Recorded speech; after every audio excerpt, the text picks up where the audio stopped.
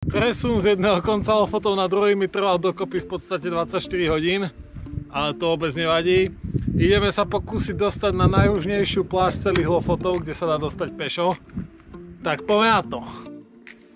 Človek by si povedal, že na pláž sa do kopca nechodí, ale tu sú iné pravidlá.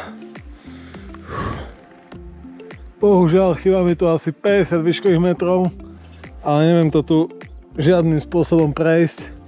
Je to tu pomerne lezecké, mokrá stena a nechcem riskovať ešte s tým ťažkým batohom. Takže to budem musieť asi otočiť aj naspäť, no. Tam niekde dole prejdeme a tam si postavíme kemp. Mňamka, ale samozrejme po tom, čo skončím, tak sa ukáže modrá obloha, ale hlavne, že keď som šlapal tam, tak pršalo. Ešte som si povedal, že vám ukážem život stane, keď vonku je dobré počasie.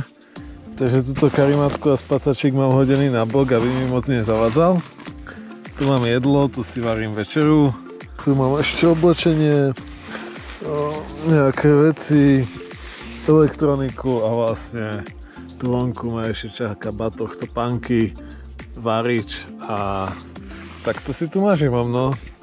Není to veľa miesta, je to taký skromný príbytok, ale však čo viac.